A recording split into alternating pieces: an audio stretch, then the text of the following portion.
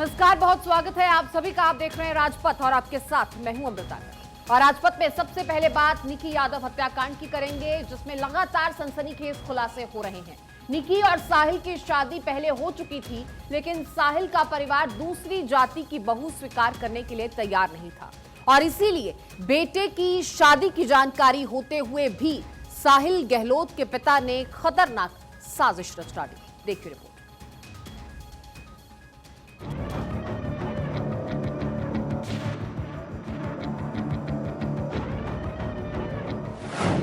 शमशान में निक्की का गला घोटा, फिर नई शादी में दूल्हा बना। निक्की यादव मर्डर केस में लगातार नए खुलासे हो रहे हैं। पुलिस के मुताबिक निक्की की हत्या साहिल की शादी वाले दिन ही की गई थी। क्राइम ब्रांच पुलिस ने जांच में पाया है कि 10 फरवरी की सुबह करीब 9 बजे निगम बोध घाट की कार पार्किंग में साहिल ने निक्की का कत्ल किया था।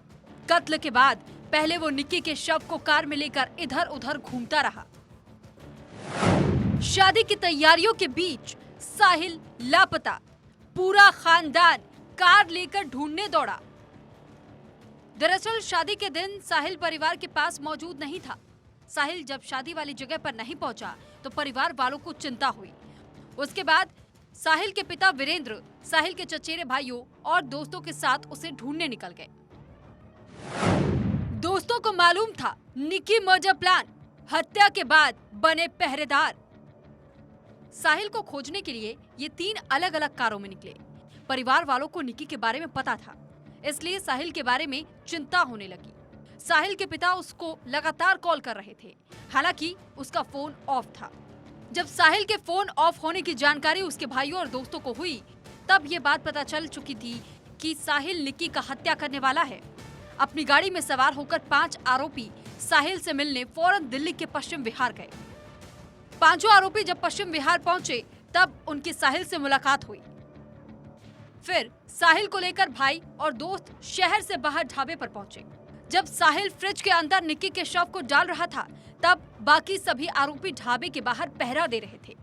निक्की की बॉडी को ठिकाने लगाने के बाद साहिल वहां से गाड़ी से अपने घर चला गया। इस पूरे घटनाक्रम में एक चचेरा भाई नवीन भी शामिल था, जो दिल्ली पुलिस में कांस्टेबल के पद पर तैनात था, जिसे पुलिस ने गिरफ्तार किया है।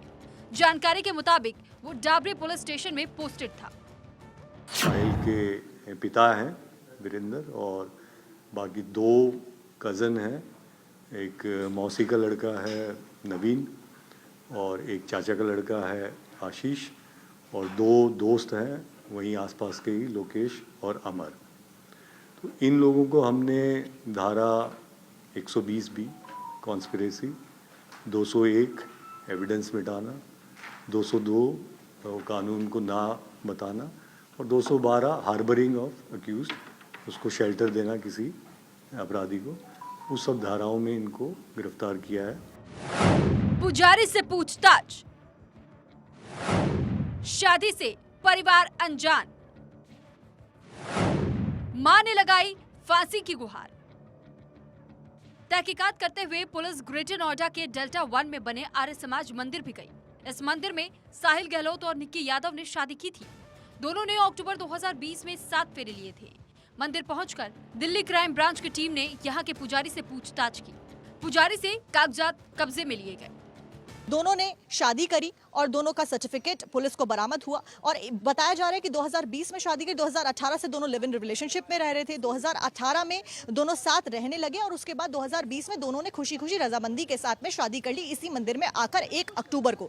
लेकिन कहा जा रहा है कि परिवार की रजामंदी इसमें नहीं थी। हालांकि यहाँ पर हमारी बात हुई यहाँ के अध्यक्ष के साथ, विपिन नाम है उनके अध्यक्ष का नाम, और अध्यक्ष ने हमें बताया कि दोनों की रजामंदी थी और दोनों के परिवार की भी रजामंदी थी, ऐसा उन दोनों ने बताया। निक्की हत्याकांड के मामले में दिल्ली पुलिस ने 5 और लोगों को गिरफ्तार किया। इन तमाम विषयों पर हमारे साथ बातचीत करने के लिए मौजूद हैं inspector civic crime Ravindra Yadav, इनसे बातचीत करते हैं।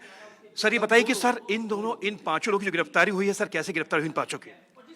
जैसा अभी मैंने बताया कि जब इस मेन अक्यूज्ड को गहन इन्वेस्टिगेशन में इंट्रोगेट किया गया तो उस समय ये बातें क्लियर आई कि कुछ और लोगों की भी नॉलेज में था, वो लोग भी सबूत मिटाने और इस सब में शामिल थे, इसलिए इन 5 को हमने। इन 5 की भूमिका क्या थी सर में?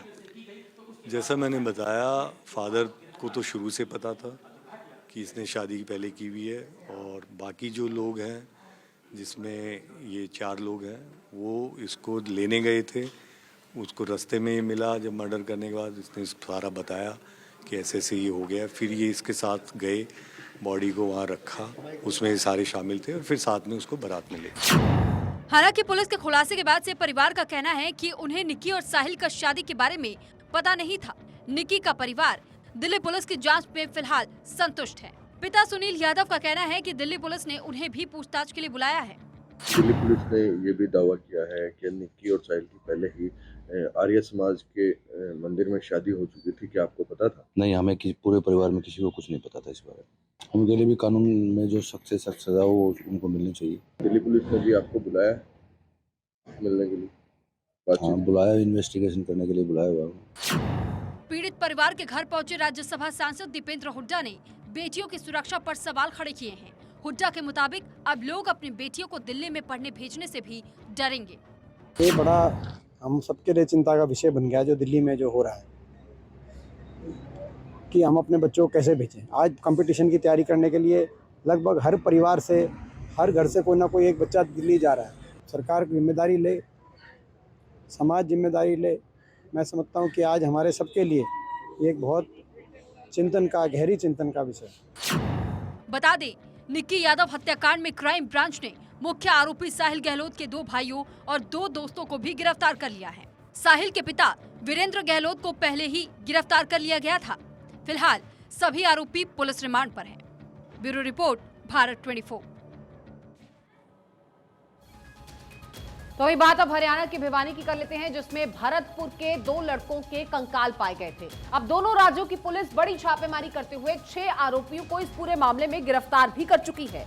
राजस्थान और हरियाणा के मुख्यमंत्रियों ने निर्देश दिए कि दोनों राज्यों की पुलिस मिलकर दोषियों के खिलाफ सख्त कार्रवाई करे। लेकिन असदुद्दीन ओवैसी ने राजस्थान पहुंचकर इस केस को मजहबी रंग दे दिया है। ओवैसी हर तीसरी लाइन में हिंदू मुसलमान बोल रहे हैं। क्या राजनीति के लिए असदुद्दीन ओवैसी इस इलाके में सांप्रदायिक तनाव छेड़ना चाहते हैं? देखिए ये रिपोर्ट।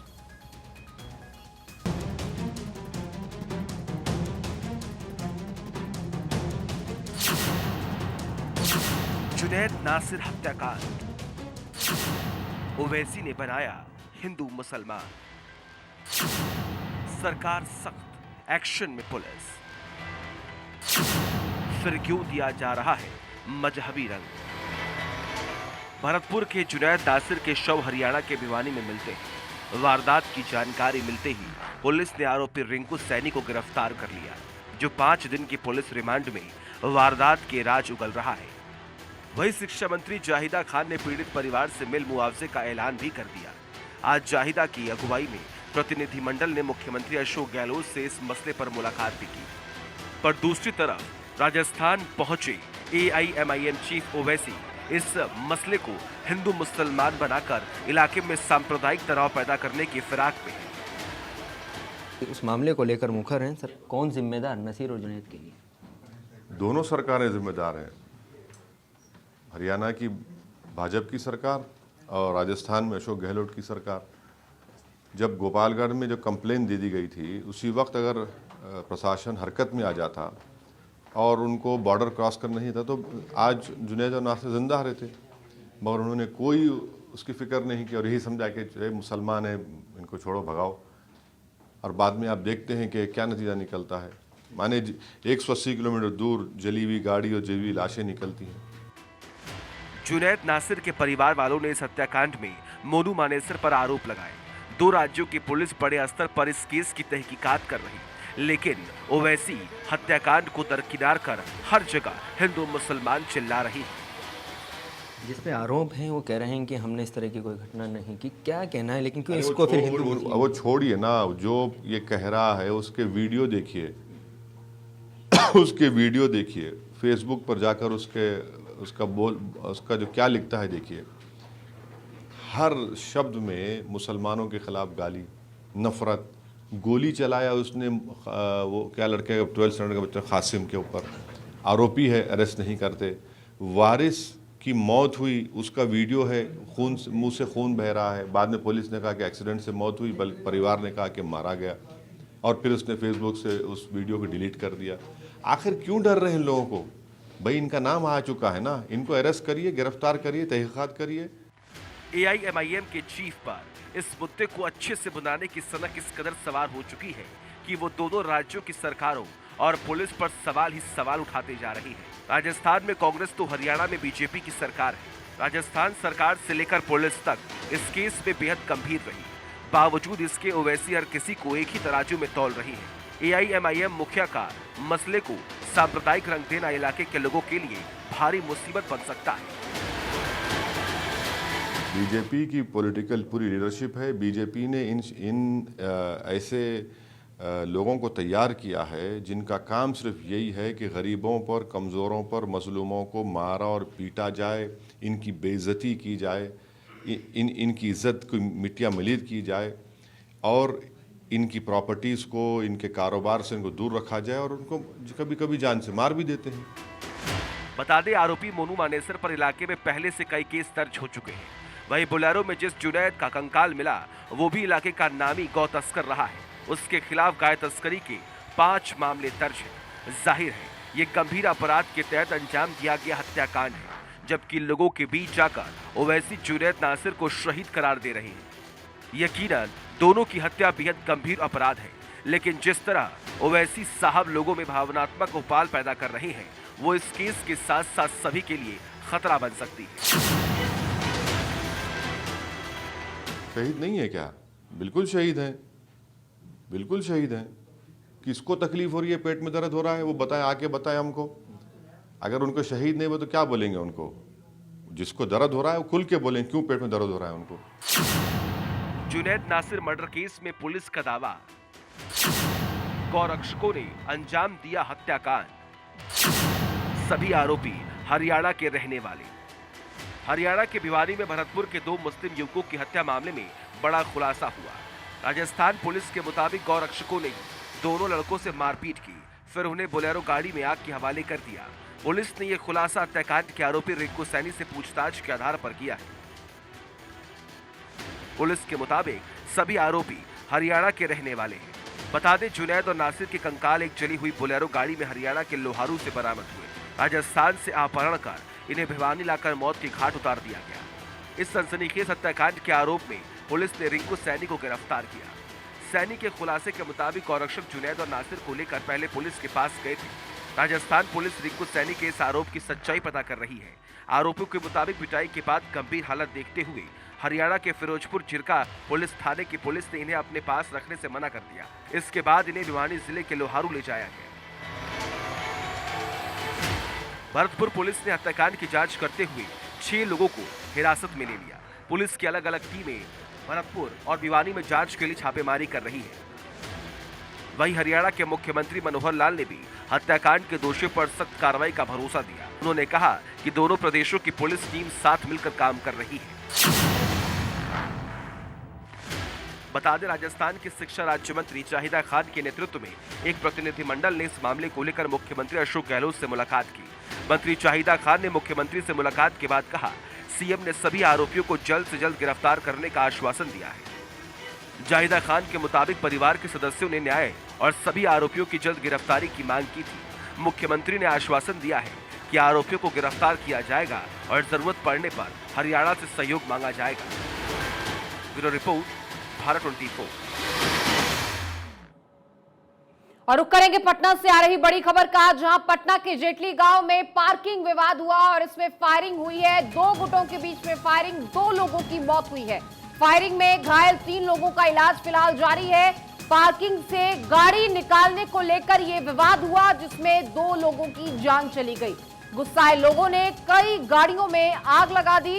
3 लोग इस पूरे मामले में जख्मी हुए हैं, जिनका इलाज जारी है। और इसी पर हमारे साथ ज्यादा जानकारी के लिए प्रशांत झा हमारे सहयोगी जुड़ चुके हैं।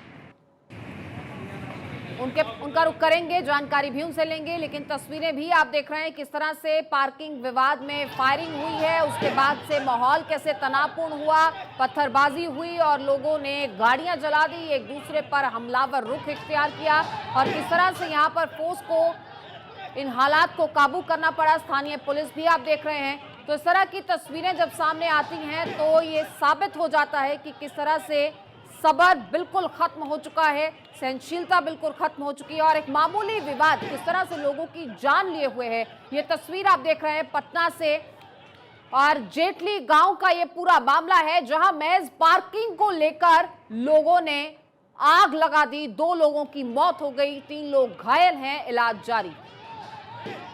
और हमारे साथ ज्यादा जानकारी के साथ प्रशांत झा जुड़ चुके हैं।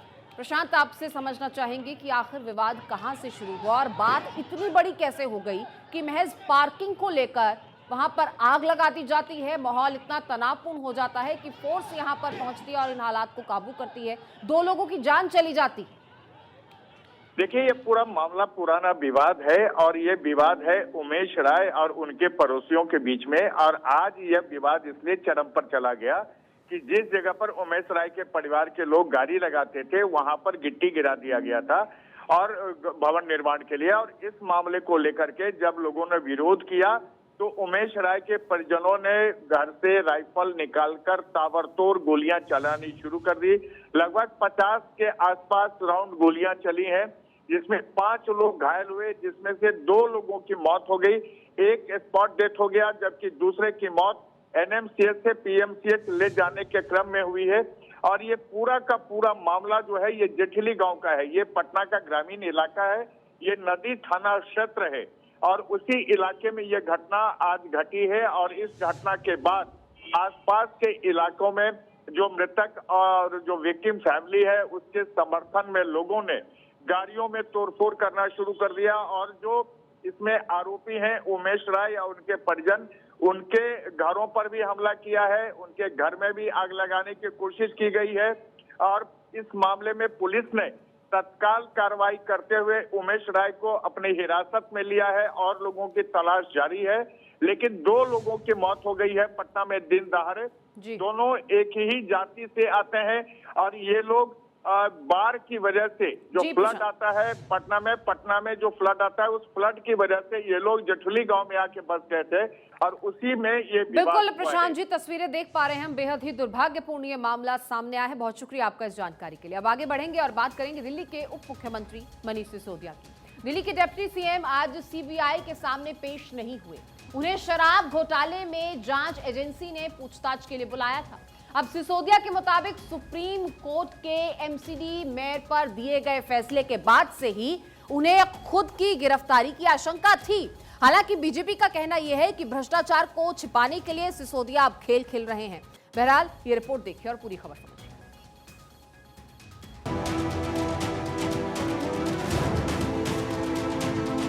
दिल्ली शराब घोटाला एक बाद फिर तूल पकड़ता जा रहा है, जहां पर सीबीआई ने एक बार फिर से दिल्ली के डेप्यूटी सीएम को समन जारी कर पूछताछ के लिए बुलाया था। लेकिन सिसोदिया ने सीबीआई से अनुरोध किया कि फिलहाल वो दिल्ली का बजट बनाने की प्रक्रिया में व्यस्त है। ऐसे में उनका पूछताछ के लिए सीबीआई दफ्तर जा पाना मुश्किल है। ऐसे में उन्हें कुछ और मोहलत दी जाए, जिसके बाद सीबीआई ने भी पूछताछ के लिए उन्हें 1 हफ्ते का वक्त दिया। लास्ट में या फरवरी के लास्ट के बाद में वो जब भी कोई तारीख तय करेंगे, मैं निश्चित रूप से एक्साइज पॉलिसी को लेके उनके जो भी क्वेश्चंस हैं उनका जवाब देना चाहूँगा। इस पूरे मामले को और भी क्लियर करना चाहूँगा और मुझे खुशी होगी, मैंने हमेशा जांच में सहयोग किया है, आगे भी पूरा सहयोग रखूँगा। लेकिन इस समय क्रूशियल टाइम है दिल्ली के बजट के लिए। अगर एक दिन इसके लिए इम्पॉर्टेंट है, अगर इसमें कुछ डिस्टर्ब होता है तो दिल्ली के बजट के लिए तैयार करने में दिक्कत हो सकती है, उसको फाइनलाइज करने में दिक्कत हो सकती है। इसलिए मैंने उनसे रिक्वेस्ट किया है। मनीष सिसोदिया के मुताबिक वो फरवरी के अंत तक सीबीआई ऑफिस जाएंगे और उस दौरान जब भी सीबीआई उन्हें बुलाएगी वो वक्त पर पहुंचेंगे। हालांकि इसके साथ सिसोदिया ने आरोप लगाया कि जैसे ही सुप्रीम कोर्ट में एमसीडी मसले पर उनके हक में फैसला आया, तभी उन्हें शक हो गया था कि बीजेपी वाले रविवार को उन्हें गिरफ्तार करवा सकते हैं। इसीलिए ये पूरी तरह बदले की कार्रवाई है। सैटरडे की सुबह ये मुझे सम्मन देते हैं कि संडे की सुबह आ जाओ, और एक ऐसे समय में सम्मन देते हैं जब मैं बजट तैयार कर रहा हूँ। तो आपको बदला लेना है, आप सुप्रीम कोर्ट में बुरी तरह से हारे, आपको मुझसे बदला लेना है, आपको परेशान करना है, आप करो, ये आपकी राजनीति है, आपका बदला लेना आपकी आदत है। लेकिन आप दिल्ली के लोगों के काम को रोक के मुझसे बदला लेना चाहते हो, ये गलत है। तो आपको मुझसे बदला लेना है, आपको मुझे जेल में डालना है, डाल देना, लेकिन दिल्ली के लोगों की कीमत पे नहीं, दिल्ली के लोगों के काम रोक के नहीं। मुझे पूरी आशंका थी कि ये गिरफ्तार करेंगे इसीलिए मैंने इनसे रिक्वेस्ट किया है कि भाई मैं एक बार बजट फाइनल कर लूं, अगर आपको बीजेपी के कहने पर गिरफ्तारी करना है तो उसके बाद कर लेना। आरोप पर पलटवार करते हुए शहजाद पूनावाला ने कहा कि सिसोदिया भ्रष्टाचार को छुपाने के लिए बजट का बहाना कर रही है। पूनावाला ने आरोप लगाया कि शराब घोटाले में शुरुआत से सिसोदिया का रुख संदिग्ध रहा है। देखिए, बजट एक बहाना है, शराब घोटाले को छुपाना है, इसलिए इन्वेस्टिगेशन को इन्फ्लुएंस करवाना है और रोड़ा अटकाना है। और इसी के तहत आज मनीष सिसोदिया ने ये कहा है कि वो बजट में व्यस्त होने के कारण सीबीआई के पास जांच में शामिल होने के लिए नहीं जा पाए।